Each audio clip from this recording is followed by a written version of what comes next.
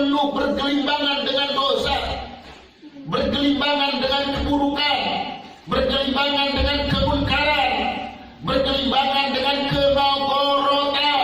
Tidak ada bagus-bagusnya, tidak ada baik-baiknya, tidak ada taatannya, tidak ada ibadah-ibadahnya, tidak ada patuh-patuhnya. Ini betul-betul bajingan akal. Maka diberi oleh Allah Subhanahu wa taala teguran. Ini merupakan bentuk azab dari Allah Subhanahu wa taala. Ketika dia diberi azab oleh Allah Subhanahu wa taala mending kalau hidup, bagaimana ketika diberi azab oleh Allah Subhanahu wa taala kemudian dia mati? Berarti orang tersebut matinya dengan keadaan diazab oleh Allah Subhanahu wa taala. Kalau mereka di dunianya diazab oleh Allah Subhanahu wa taala, bagaimana dalam kuburnya, bagaimana di alam mahsyarnya? Orang tersebut serugi-ruginya manusia, orang tersebut sesedih-sedihnya manusia ketika orang tersebut diberi azab oleh Allah Subhanahu wa taala. Kita tidak akan pernah bisa lari. Langit punya Allah, bumi punya Allah, dunia ini punya Allah. Ketika Allah memberikan azab kepada manusia, maka manusia tidak akan pernah berlari. Kalau diajak oleh manusia sendiri masuk penjara 2 bulan, 3 bulan, ini bisa keluar, benar? Bisa keluar. Tapi dalam diajak Allah itu lompat kemana? Mau lompat kemana? Ini langit punya Allah, bumi punya Allah, semuanya punya Allah. Manusia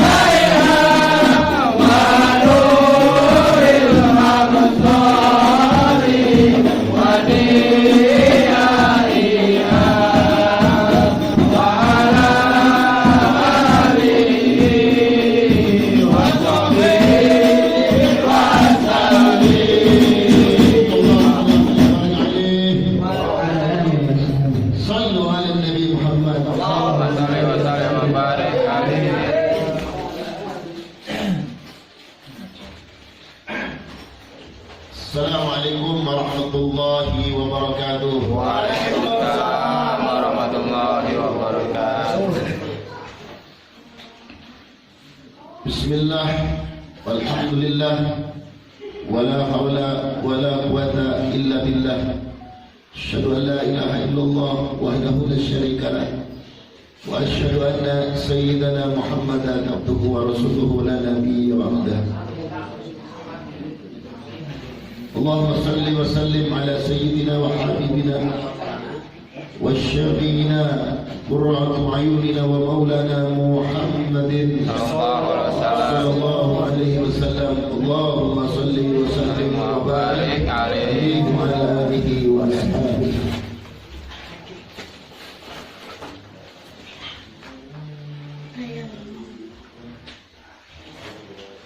قال الله تعالى في القرآن الكريم وهو أصدق القائلين: أعوذ بالله من الشيطان الرجيم. بسم الله الرحمن الرحيم.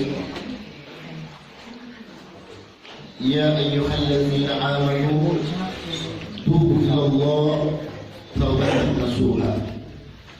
صدق الله العظيم وصدق رسول النبي الكريم. وقال نبيكم سيدنا محمد صلى الله عليه وسلم: الإسلام يعلى ولا يعلو عليه. أو كما قال النبي صلى الله عليه وسلم.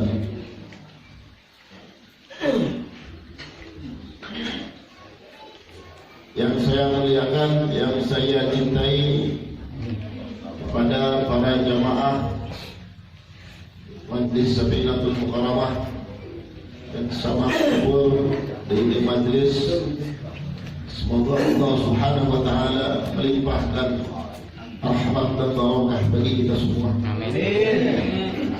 Serta mengabulkan daripada segala hajat dan maksud kita. Amin. Amin ya rabbal alamin.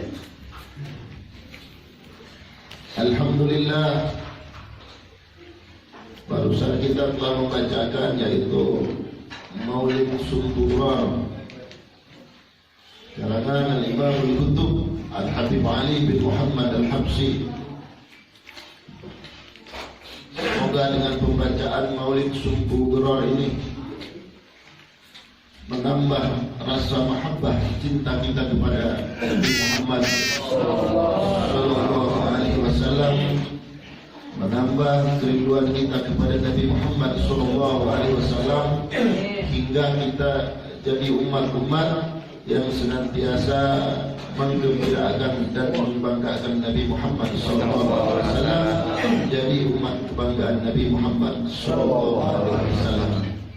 Amin ya rabbal alamin. Ya rabbal alamin.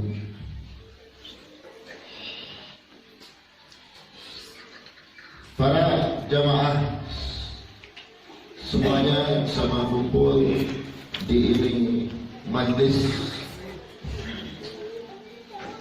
bahwasanya kita kumpul hadir di ini majlis yang pertama untuk menghidupkan syiarnya Allah Subhanahu wa taala, untuk menghidupkan daripada ajaran Nabi Muhammad sallallahu alaihi wasallam.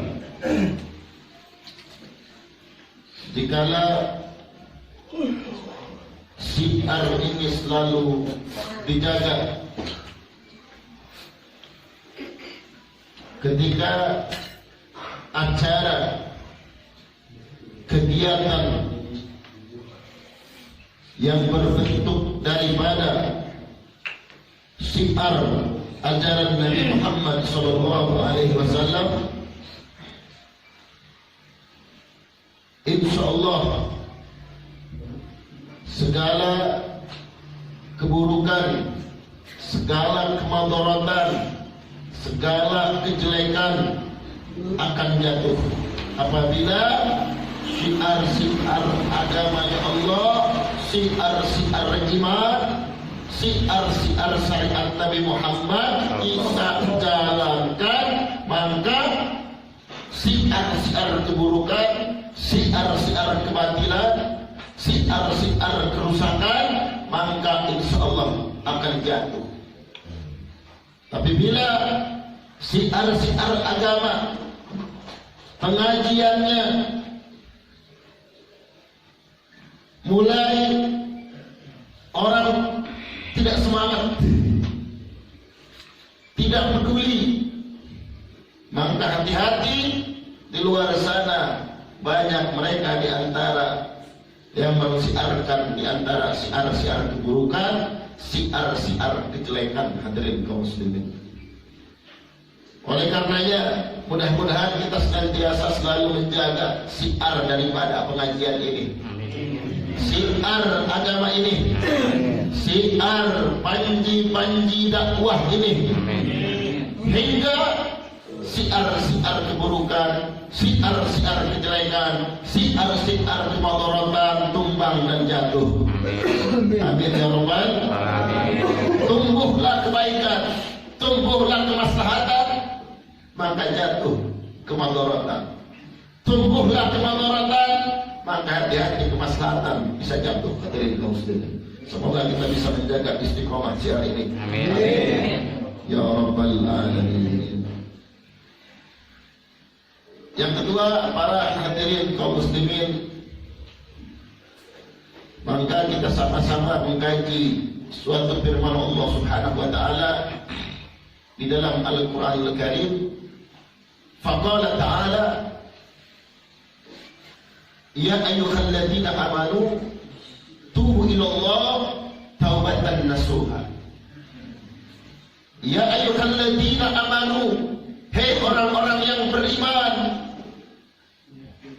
tubu ilallah, taubatlah kamu kepada Allah dengan taubatan nasuha. Allah memerintahkan kepada kita supaya cepat-cepat, supaya buru-buru bertobat kepada Allah Subhanahu wa taala. Karena saya ingatkan ini, Karena di zaman sekarang banyak di antara orang-orangnya cuma tobatnya tobat sampel. Oleh karenanya saudara kaum muslimin berbicara tentang tobat, maka orang yang bertobat itu dia bertekad insaf di dalam hatinya dari perbuatan buruk, dari perbuatan dosa.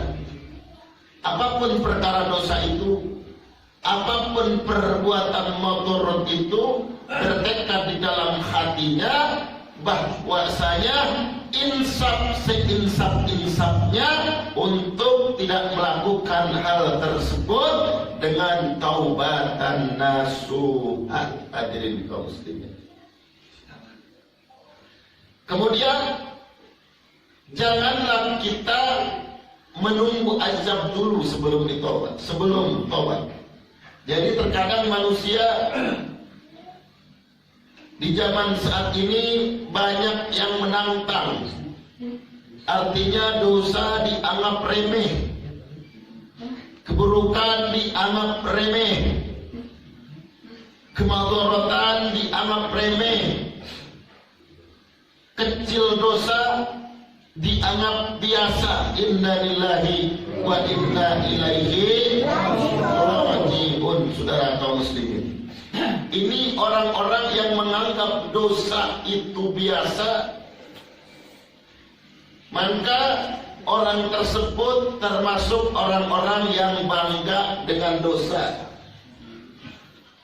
Orang-orang yang bangga dengan dosa ketika salah dia tidak menyadari kesalahannya, ketika khilaf dia tidak menyadari kekhilafannya, bahkan dia malah bangga dan sombong dengan kesalahannya, malah bangga dengan keburukannya, malah bangga dengan dosanya. Maka orang yang tersebut ini orang yang berbangga dengan dosa, saudara kaum muslimin. Ada orang berdosa tapi tidak bangga. Bagaimana orang berdosa tapi tidak bangga? Ketika dia melakukan kesalahan, ketika dia melakukan dosa, dia menyesali akan dosa tersebut dan bertekad dalam hatinya supaya berinsaf, supaya bertobat dan nasihat, dan ada rasa sedih dan luka dalam hatinya ketika dia melakukan perbuatan dosa. Ini orang tidak bangga dengan dosa. Hadirin kaum muslimin, sallu ala Nabi Muhammad. Sallu ala Nabi Muhammad. Insya Allah, ketika seseorang mengingat akan perbuatan kesalahannya, mengingat akan perbuatan dosanya, besar ataupun kecilnya, disengaja ataupun tidaknya, lalu dia bersedih dalam hati. Bahkan dia sampai meneteskan air mata mengingat akan dosa, maka orang tersebut seakan-akan tidak pernah melakukan dosa. Kenapa? Dia bertobat dan takut dengan dosa tersebut, saudara kaum muslimin. Pertanyaannya kepada kita, pernahkah kita berduka mengingat dosa kita? Pernahkah kita bersedih mengingat kesalahan kita? Pernahkah kita menangis karena terbayang dan teringat perbuatan-perbuatan tercela kita, perbuatan-perbuatan buruk kita, perbuatan-perbuatan yang mengundang murkanya Allah Subhanahu wa taala? Jikalau kita semuanya ketika melakukan dosa, melakukan kesalahan, saat itu dia tidak pernah duka dan dia tidak pernah sedih, maka dosanya tidak akan pernah berkurang. Hadirin kaum muslimin. Tapi manakala pernah kesel, manakala pernah sedih, manakala pernah duka, mengingat akan dosanya, insya Allah orang tersebut bisa diampuni dosanya oleh Allah Subhanahu wa taala. Jadi ketika kita salah itu harus sadar, hadirin kaum muslimin.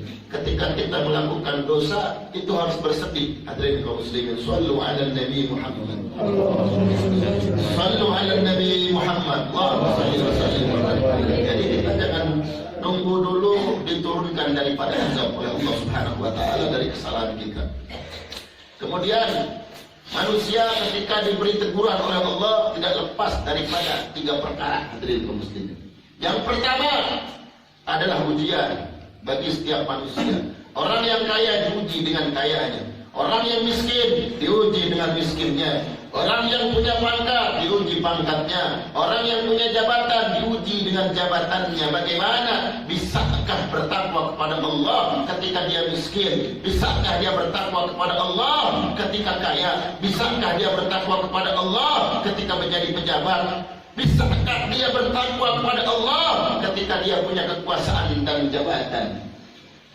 Diuji oleh Allah Subhanahu wa taala. Kemudian saudara kaum muslimin, ujian itu diberikan kepada siapa? Diberikannya kepada orang-orang yang soleh. Kaum muslimin, ketika orang tersebut soleh, maka diberi teguran oleh Allah Subhanahu wa taala, itu bentuk sayang Allah Subhanahu wa taala kepadanya. Supaya apa? Supaya lebih tinggi daripada derajat dan martabatnya di hadapan Allah Subhanahu wa taala. Oleh karenanya Allah uji dia. Walaupun dia susah tetap bertakwa, walaupun dia kaya tetap bertakwa, apapun kondisi dalam kehidupannya tetap dia tidak pernah luput daripada ketaatan dan kepatuhan kepada Allah Subhanahu wa taala, menjaga komitmen ketakwaan kepada Allah Subhanahu wa taala. Diberi teguran itu bentuk sayang oleh Allah Subhanahu wa taala kepadanya untuk supaya lebih tinggi derajatnya di hadapan Allah Subhanahu wa taala. Ini orang-orang soleh itu diuji oleh Allah Subhanahu wa taala. Allahumma shalli ala Muhammad wa ala ali sayyidina Muhammad. Kemudian ada peringatan bagi siapa? Peringatan bagi manusia yang terkadang berbuat kesalahan, yang terkadang berbuat kebaikan. Kadang maksiat, kadang taat. Kadang patuh, kadang tidak patuh. Kadang sujud, kadang tidak. Kadang melaksanakan perintah Allah, kadang melanggar daripada perintah Allah. Jadi orang tersebut ini hitam putih. Ada hitamnya, ada putihnya, hitam putih. Kadang berbuat hitam, kadang berbuat putih. Kadang berbuat baik, kadang berbuat buruk. Kadang berbuat patuh, kadang berbuat tidak patuh. Kadang maksiat, kadang taat. Jadi orang tersebut di kadang-kadangan. Kadang-kadangan hidupnya. Jadi kadang ibadah, kadang lagi maksiat. Subhanallah. Diberi teguran oleh Allah Subhanahu wa taala kepadanya, maka ini merupakan sebuah peringatan dari Allah Subhanahu wa taala supaya lebih patuh lagi, supaya lebih taat lagi, supaya tidak dicampur lagi, dia tidak melakukan lagi buruk. Dia melakukan kebaikan dan kebaikan, tidak ada keburukan dan keburukan. Ketika dia diberi peringatan, diberi teguran oleh Allah sebagai bentuk peringatan, insya Allah bisa menghapuskan daripada kesalahan, daripada dosanya, asalkan dia sadar. Hadirin kaum muslimin, Allahumma shalli ala Muhammad wa ala ali sayyidina Muhammad. Jadi ketika orang kadang taat, kadang tidak taat, kadang tobat, kadang maksiat, diberi peringatan oleh Allah, maka itu merupakan bentuk peringatan daripada Allah, maka bentuk kasih sayang Allah. Asalkan dia sadar itu peringatan daripada Allah, berarti saya harus lebih giat lagi, berarti saya harus lebih taat lagi, berarti saya harus lebih takwa lagi daripada sebelumnya, maka saya harus meninggalkan segala yang buruk, maka bisa menghapuskan daripada kesalahan dan dosanya. Saudara kaum muslimin, Allahumma shalli ala Muhammad wa ala ali sayyidina Muhammad. Kemudian ada lagi bentuk azab. Kepada siapa Allah menurunkan azab? Yaitu kepada orang-orang al-mufsidin, kepada orang-orang yang melampaui batas, yang tidak ada putih-putihnya, hitam semuanya. Inna lillahi wa inna ilaihi raji'un. Yang hidupnya penuh bergelimbangan dengan dosa, bergelimbangan dengan keburukan, bergelimbangan dengan kemunkaran, bergelimbangan dengan kemaudaratan, tidak ada bagus-bagusnya, tidak ada baik-baiknya, tidak ada taatannya, tidak ada ibadah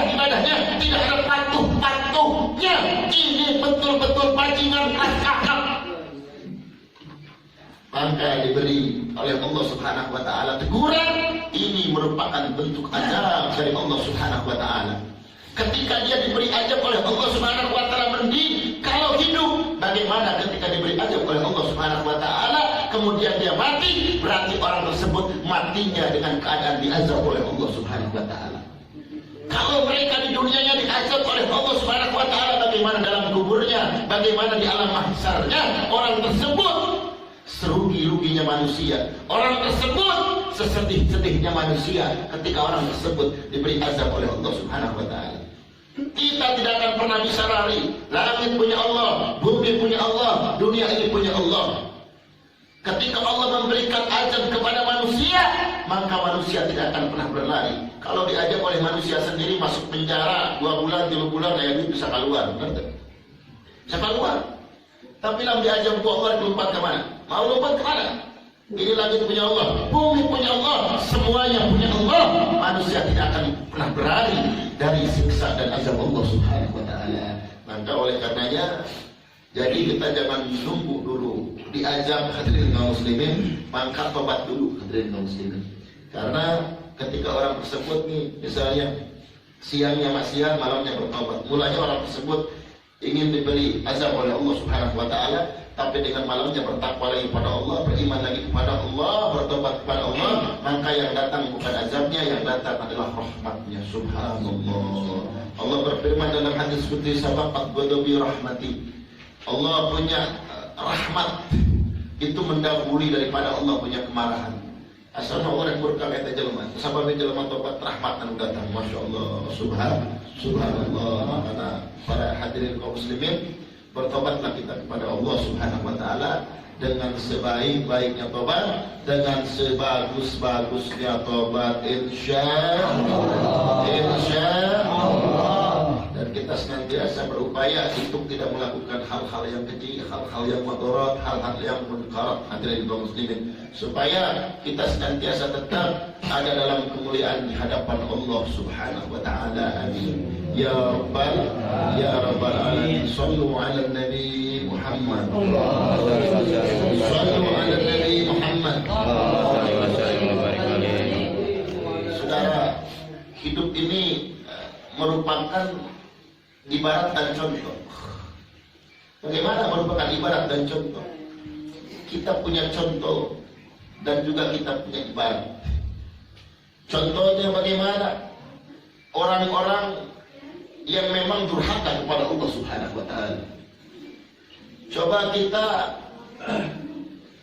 bercontoh kepada dahulu di zaman Nabi Musa alaihissalam, ada salah satu makhluk Allah yang disebut dengan Fir'aun laknatillah. Betul atau tidak? Ini di zaman Nabi Musa alaihissalam. Bagaimana itu Fir'aun? Fir'aun itu orang yang durhaka kepada Allah, orang yang melampaui batas, bahkan dia mengaku Tuhan. Hadirin kaum muslimin, inna lillahi wa inna ilaihi raji'un. Dia punya kekuasaan, dia punya jabatan, dia punya pasukan, dia punya prajurit. Ketika dia punya prajurit, ketika dia punya pasukan, punya bala tentara, diberikan kelebihan oleh Allah, maka di dalam kehidupannya penuh dengan kesombongan dan ketakaburan. Saking sombongnya Fir'aun, ketika ada bayi yang lahir laki-laki, maka harus dibunuh. Hadirin kaum muslimin, Masya Allah, ini sombong. Hadirin kaum muslimin, inna lillahi wa inna ilaihi. Karena dia takut ada yang menggantikan daripada kedudukan dan kerajaannya. Ini Fir'aun betul-betul sombong.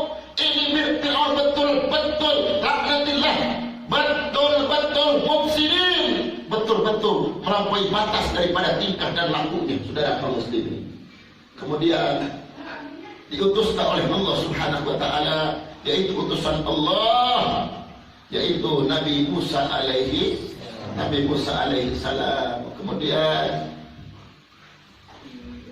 bertemu saudara kaum muslimin Fir'aun dengan Nabi Musa.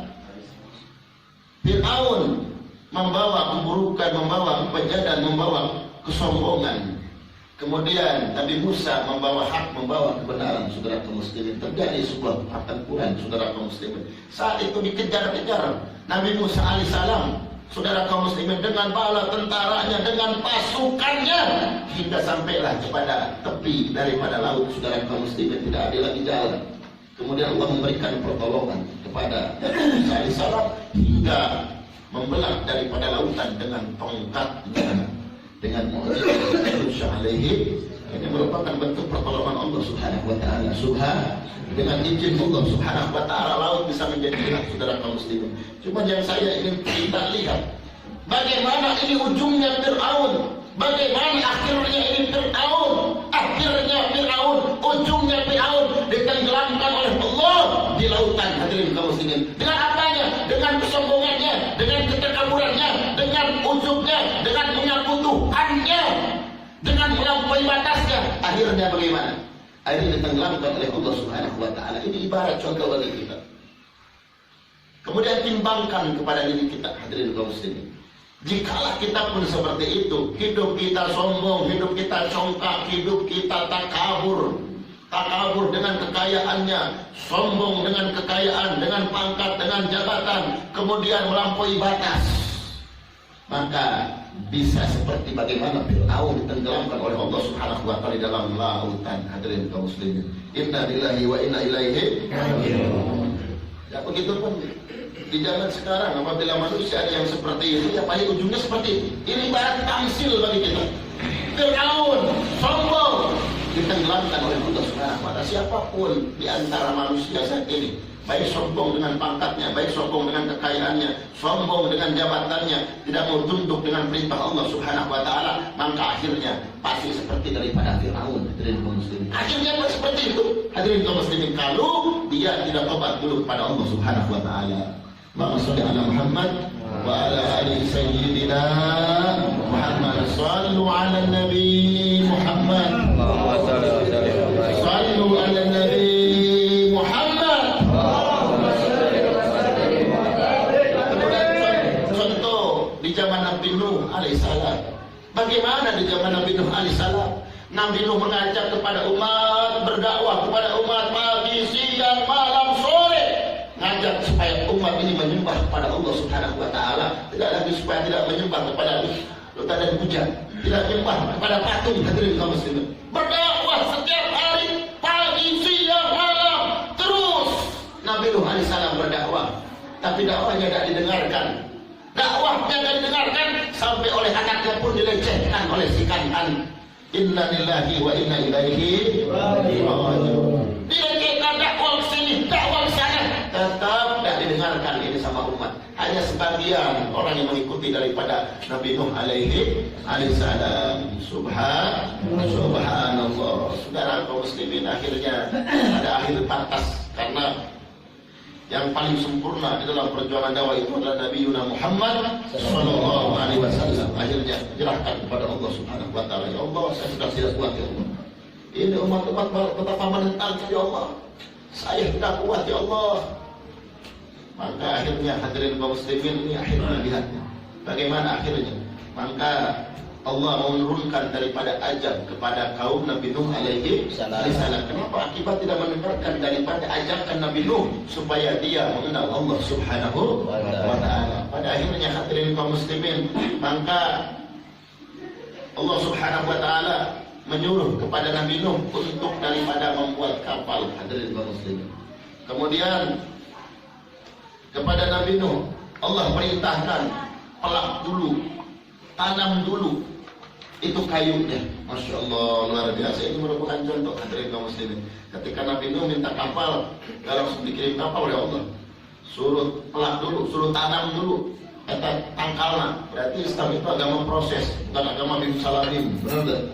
Pelan-pelan. Kadang-kadang kan yang enak, yang buru-buru bengar, yang buru-buru kaya, pas itu hadirin kaum muslimin. Tidak, hadirin kaum, ada proses dulu, hadirin kaum muslimin.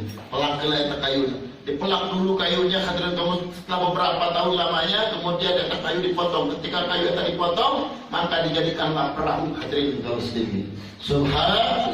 Bahkan ini kaum Nabi Nuh ini mengatakan kepada Nabi Nuh bahwasanya Nabi Nuh itu orang sudah gila.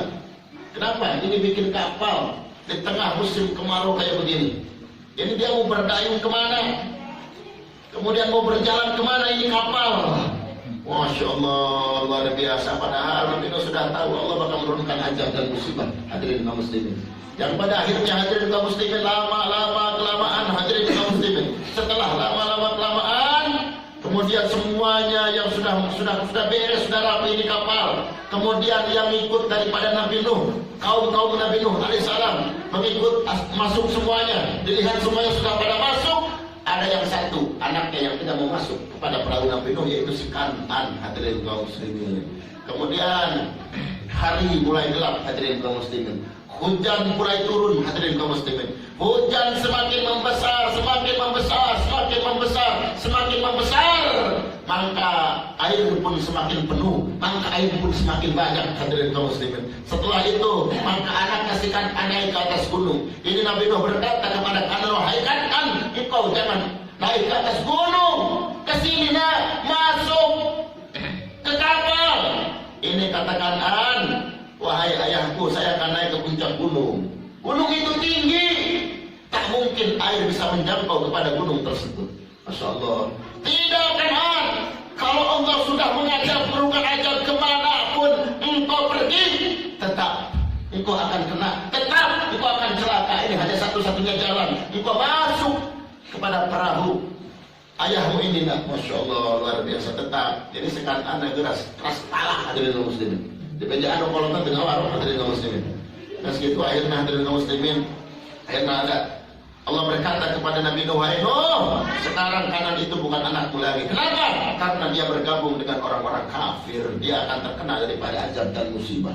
Akhirnya hadirin kaum muslimin, air mulai membesar, mulai membesar. Si Kan'an yang ada di puncak gunung, maka ini air sampai kepada puncak gunung, maka si Kan'an pun tenggelam dengan orang-orang kafir hadirin kaum muslimin yang tidak naik kepada perahu Nabi Nuh hadirin kaum muslimin. Inna lillahi wa inna ilaihi raji'un. Ini merupakan ibarat kepada kita semua. Jikalau kita tidak menerima fatwa, tidak menerima nasihat-nasihat para alim ulama, para habaib, para kiai, memberikan nasihat, memberikan pepatah, ente harus begini, ente harus begitu. Ini orang keras kepala, gak mau ngikutin, gak mau taat, gak peduli. Nah, orang yang tersebut bisa akan seperti itu akhirnya dari kaum muslimin. Jadi jelema-jelema dengan orang nama pepatah agama ya. Tena warok na nasihat agama di bere jalan bener yang salah wae. Ditita lurus mengkol wae ya jelema. Akhirnya bakal situ hadirin kaum muslimin. Nauzubillah summa nauzubillah min. Karena betapa butuhnya kita dari nasihat, betapa butuhnya daripada kita pepatah hadirin kaum muslimin.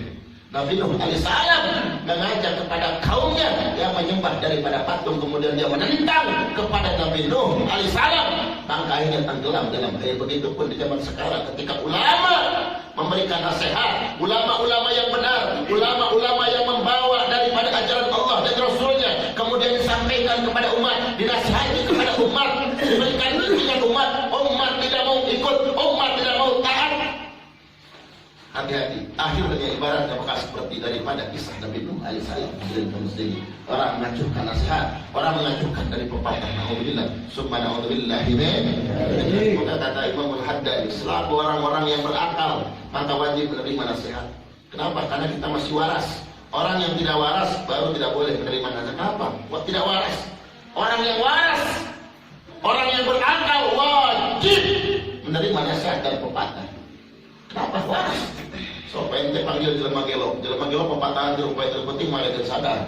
Berarti bersama gelo tidak waras, akalnya tidak waras, pemikirannya tidak waras. Betul?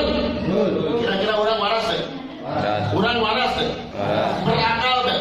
Berarti lah orang waras, berarti lah orang berakal, wajib menerima nasihat. Betul apa tidak? Siapa pun orangnya, pejabat, penjelma kaya, wajib menerima nasihat. Kenapa? Kalau waras. Oh, kalau saya mau menerima nasihat, gak mau menerima pepatah, gak mau menerima daripada ajakan-ajakan dakwah, pusing, kalau berarti orang tersebut tidak normal akalnya, orang tersebut tidak waras pemikiran. pemikirannya ibaratkan daripada orang gila hadirin kaum muslimin. Gampang jawaban mah hadirin kaum muslimin. Lamun orang aku berakal, lamun orang aku sehat, berarti orang kudu nerima nasihat. Benar tak? Berakal kene, sehat kene, dari mana nasihat?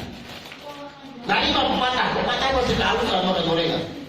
Lamun mau nerima nasihat, lamun mau nerima pepatah, aku jadi orang gelo. Silakan. Mana temu dinasihatan harus jawab di bawah 70 hari. Itu mau lain cerita dari terus jawab. Nge-stres pemikiran. Nge-stres daripada akal. Selain orang yang waras, maka wajib menerima nasihat insya Allah. Tapi nasihat bisa sampai apabila hatinya tidak buta. Tapi kalau hatinya buta, jangan sampai dari kaum muslimin. Jangan sampai kenapa ada yang nutup di dalam hati, tidak terbuka daripada taufik dan hidayahnya. Makanya sering baca salawat ikbil qulub supaya hati kita itu lembut dari kaum muslimin. Amin ya rabbal alamin. Amin ya rabbal alamin. Maka mudah-mudahan ini merupakan sebuah contoh dari kaum muslimin, contoh bagi kita. Andai kata kita tidak mengikuti daripada nasihat ulama, pepatah ulama, nasihat habaib yang datangnya dari Al-Qur'an Karim, baik al-hadis Nabi disampaikan kepada kita, kemudian kita tidak mengikutinya, kemudian kita tidak mau menerimanya, maka bisa seperti bagaimana kaum Nabi Nuh alaihissalam. Kemudian di zaman Nabi Lut, diajak oleh Allah Subhanahu wa taala. Kenapa diajak oleh Allah? Karena di kampungnya mabukkan banyak.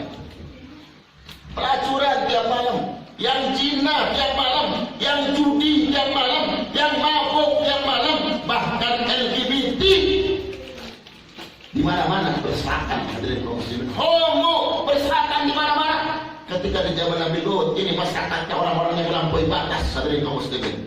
Maksiatnya banyak, yang menegak minuman keras pun banyak, yang zina juga banyak, LGBT-nya juga ada. Kesesatan, keburukan, kebejatan, kebiadaban tumbuh di zaman Nabi Lut alaihissalam. Orang-orang tersebut melampaui batas oleh Allah Subhanahu wa taala turunkan daripada hujan apa? Hujan batu hadirin kaum muslimin. Semua mati, semua tewas dengan azab oleh Allah Subhanahu wa taala karena orang-orang tersebut mufsidin, melampaui batas hadirin kaum muslimin. Ya bisa terjadi seperti itu di kampung kita. Bila di kampung kita yang zina banyak, yang mabuk banyak, yang judi banyak, yang maksiat banyak, yang menyebarkan keburukan, kemadharatan, kebejatan di kampung kita banyak, maka ibarat tamsil bagaimana kisah Nabi Lut yang pada akhirnya jikala masyarakatnya penuh dengan kebejatan, penuh dengan kerusakan, maka akhirnya akan tumbuh kerusakan yang lebih rusak hadirin kaum muslimin. Inna lillahi wa inna ilaihi raji'un. Ala Nabi Muhammad. Sallallahu alaihi Nabi Muhammad. Makanya jangan sampai kita biarkan di kampung kita, di masyarakat kita keburukan melanda. Orang yang menegak minuman keras melanda, orang yang berzina melanda. Jangan sampai pernah kita biarkan. Kenapa? Karena berdampak kepada kita semua hadirin kaum muslimin. Berdampak hadirin kaum muslimin. Jika kita ada sahabat kita, ada teman kita itu lagi buruk, suka mabuk, ajak oleh kita, ente jangan mabuk, saya sayang sama ente. Kenapa? Kullu muslimin ikhwatun, setiap muslim itu saudara, wajib menyelamatkan sama daripada muslim kita. Betul. Allahumma shalli ala Muhammad wa ala ali sayyidina Muhammad, sallu ala Nabi Muhammad. Kita jangan biarkan. Supaya kenapa? Supaya kampung kita berkah. Berkah, dagangnya berkah, ekonominya berkah, taninya berkah, segala urusan dunianya, segala urusan hayatnya berkah. Kenapa? Karena kampung dan masyarakatnya bersih daripada munkarat dan maksiat dari kaum muslimin. Allahumma shalli ala Muhammad wa ala ali sayyidina Muhammad. Makanya kita jangan pernah diam ketika melihat keburukan dan kejelekan. Senantiasa kita punya lisan nasihati. Kalau tidak bisa nasihati cukup menjelar hati. Itu cuma serendah-rendahnya daripada iman hadirin kaum muslimin. Oleh karenanya bagaimana untuk melawannya? Teruskan siar pengajian dan perang siar kebaikan, siar kemaslahatan, siar hak, siar agamanya Allah, maka harus kita kibarkan. Maka insya Allah orang-orang yang melakukan keburukan dan kejelekan setidaknya punya rasa malu hadirin kaum muslimin. Hingga kampung kita berkah, dagang kita berkah, tani kita berkah, usaha kita berkah. Kenapa? Kampung itu jauh daripada perbuatan munkarat dan maksiat hadirin kaum muslimin. Jadi jangan berpikir di kampung kita, di masyarakat kita, ekonominya, dagangnya, usahanya pengen berkah. kalau masih belum bersih daripada perbuatan munkar dan maksiat, jangan Anda berpikir doa Anda ini bakal dijawab oleh Allah. Kalau di tetangga Anda masih ada yang mabuk, di tetangga Anda masih ada yang judi, jangan berpikir seorang tua akan dijawab daripada doanya. Kalau melihat anaknya buruk dan rusak, hadirin kaum muslimin, akan dijawab, terhijab oleh anaknya, hadirin kaum muslimin. Anda berdoa kepada Allah, anakmu setiap malam mabuk, anakmu setiap malam zina. Anda pengen kebaikan sebagai orang tua, tapi anaknya melakukan keburukan. Jangan berpikir datang kebaikan kepada keluarga Anda. Kalau masih di tengah-tengah keluarga Anda ada yang melakukan keburukan dan kemunkaratan, hadirin kaum muslimin. Allahumma shalli ala Muhammad wa ala ali sayyidina Muhammad. Makanya kira-kira siap kibarkan panji Nabi Muhammad. Siap kibarkan panji Nabi Muhammad. Siap kibarkan syariat Nabi Muhammad. Siap kibarkan panji-panji syariat agama Islam. Siap tegakkan kebaikan. Siap tegakkan kebenaran. Siap tegakkan syariat agama Islam. Siap mengukuhkan pengajian dan sholawatan. Alhamdulillah Rabbil alamin. Siap-siap sebelum ngerobat kurangan bingung gimana. Jadi di kemana ya ada di dalam buku dari kaum muslimin ini nanti lagi antara ruh tadi dari kaum muslimin ini penting semangat yang jadi kesemangatan iluan jadi lain untuk kepribadian ya iluan dah batur namanya rame batur terkompak gimana mah terkompak dari iluan pengajian ini atau perkampungan ke situ mah nanti lagi semangat kehalusan, semangat pengajian, saling aja kebetulan kalau pohon geuing urang hadirin kaum muslimin ulah ngomong di geuing berarti mawat teh sama jelema mawat hatena sudah mah hadirin kaum muslimin teh yang kasih sadar tangga eta tah pengajian mos itu hadirin kaum muslimin betul kan gila betul Muhammad wa ala alihi sayyidina saling aja saling ingatkan tapi alhamdulillah anak yang jamahna kiai-kiai hukum kiai-kiai hukum ya tinggal hukum dengan aslinya mah aduh iya aslinya tuker hadirin muslimin jadi kayak para pahlawan kuda hukum alhamdulillah muslimin Allahumma shalli ala Muhammad wa ala ali sayyidina Muhammad insyaallah tapi ke depannya bagaimana di kampung Texas ladang kembali pelapan bisa bersatu padu dalam menegakkan kebaikan sama-sama kita berjuang insyaallah saya tidak akan pernah takut melawan siapapun untuk menegakkan kebenaran untuk menegakkan hak itu yang batil itu batil insya Allah untuk menyampaikan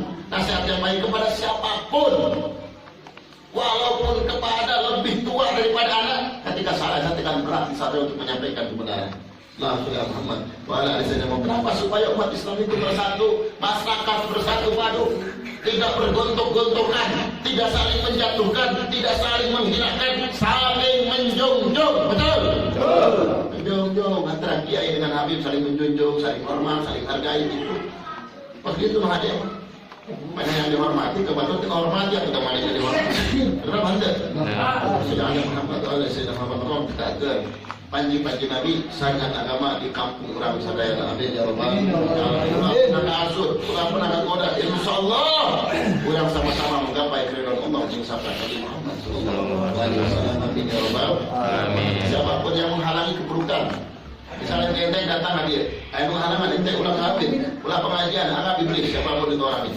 siapapun mau ustaz mau kiai ente jangan sama habib jangan ikuti habib jangan pengajian ente kira ini pengajian ini apa ini pengajian ini mengharapkan ridho Allah betul lamun di dia naya di tempat kanan dia muka mabukan ngaplek ganti hadirin kaum muslimin kata mata tak ada yang oke tapi di Indonesia relatif mau dibuka marhaban apakah salah betul apa enggak andai kata anu halangan karena pengajian karena keharusan siapapun orangnya iblis itu hadirin kaum muslimin karena iblis itu tidak pernah suka dengan kebaikan dan dengan kebenaran hadirin kaum muslimin selalu ingin menyelewengkan dan menyesatkan naudzubillah subhanallah semoga kita dilindungi oleh Allah Subhanahu wa taala ekonomi makin berkah dagang makin berkah main kuda laris amin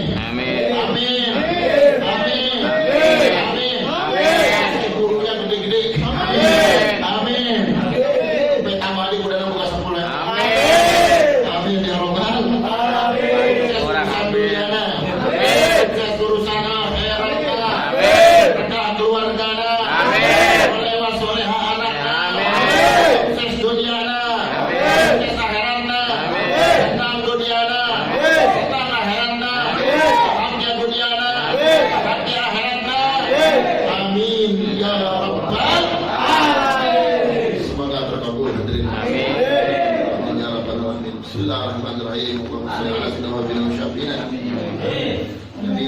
Muhammadin sallallahu alaihi wasallam. Bismillahirrahmanirrahim. Alhamdulillahirabbil alamin.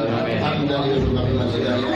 Ya rabbana lakal hamdu kama yanbaghi li jalali wa li sultanika subhanaka wa bihamdika kama asnaita nafsaka wa lakal hamdu wa lakal hamdu idza radita wa lakal hamdu wa radita. Allahumma salli ala sayyidina Muhammadin bi awwalin wa salli ala sayyidina Muhammadin bi akhirin wa salli ala sayyidina Muhammadin bi kulli waqtin wa hin wa salli wa sallim ala sayyidina Muhammadin ila yaumiddin wa salli wa sallim ala sayyidina Muhammadin anta tarfa'u wa man alayka wa anta khairul warithin. اللهم إنا نستغفرك ونستدعوك دياننا وأبداننا وأنفسنا وأموالنا وأهلنا وكل شيء أتيتنا. اللهم فتنا ويوم بك وأمانك وإيانك وجبرك من كل شيطان مريض وسفر الإند واليعين والإبن والحسد ومن كل شر لكل شر إنك على كل شيء قدير. اللهم جبلنا بالأنبياء والسلامة وأعطنا بالتقوى الاستقامة ونعينا بالموجبات الندامة في الحال والمال إنك سميع الدعاء.